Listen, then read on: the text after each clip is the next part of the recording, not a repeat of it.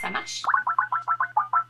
Alors, comme je l'expliquais, je suis une étudiante à l'UQAM dans un nouveau programme qui s'appelle Médias numériques et dans le cadre d'un cours donné par Madame Suzanne Lortie, ma super équipe de travail et moi-même avons décidé de nous intéresser à la question de la vie numérique post-mortem ou de ce qu'il arrivait avec nos traces numériques après notre mort.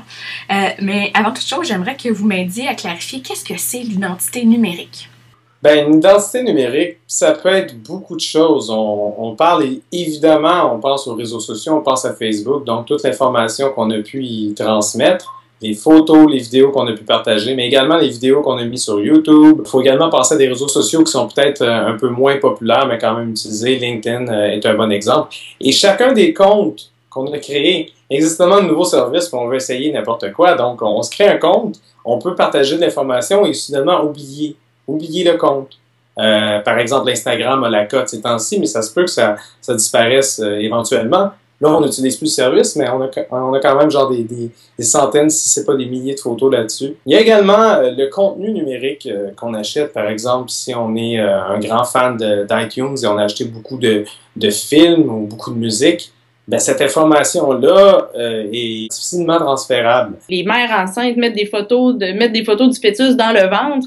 Donc, les enfants sont pas encore nés, sont déjà sur le web. Donc, c'est certain qu'à partir du moment où eux vont décéder, ils vont avoir une vie complète sur le web. Mais aussi tout un tas d'informations et de recoupements d'informations que l'utilisateur laisse le plus souvent à son insu. Ça peut être des informations récoltées par des cookies, ça peut être des informations de navigation, de connexion, enfin des logs, et tout un tas d'informations techniques qui sont plus ou moins pérennes et qui peuvent subsister et finalement dresser le portrait d'un individu. C'est pas uniquement les traces, il y a aussi tout ce qu'on produit à partir de ces traces. Donc c'est tout cet ensemble-là d'informations qui risque de rester et même de continuer à être produites après notre mort.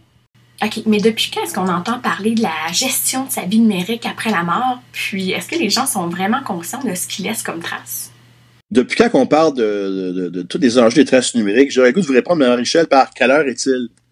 Ça fait vraiment pas longtemps qu'on en parle. J'ai pas l'impression que les gens sont conscients, étant donné que c'est tellement devenu naturel qu'on se pose plus vraiment de questions. Ça vient chercher quelque chose dans l'humain, on dirait, d'avoir ce besoin-là de dire en temps réel, ben présentement, je marche sur la rue Sainte-Catherine, je suis en face de chez Labbé.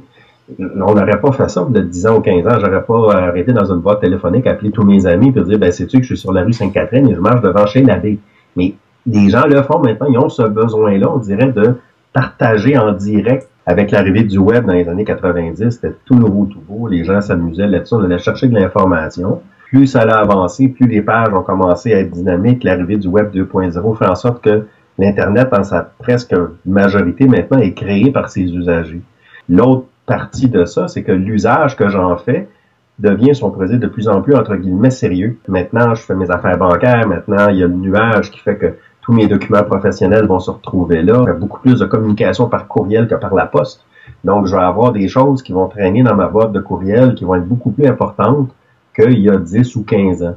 Donc, le fait de penser à mon décès, ce qui peut rester en ligne, ce qui peut rester sous forme virtuelle sur dématérialisé à l'extérieur de ma machine à moi, ça risque d'être peut-être un peu plus fatigant, donc ça risque peut-être de plus m'interpeller. Pour être complètement honnête, dans la majorité des cas, on ne sait pas ce qu'il en advient de notre vivant, alors imaginez quand on est mort.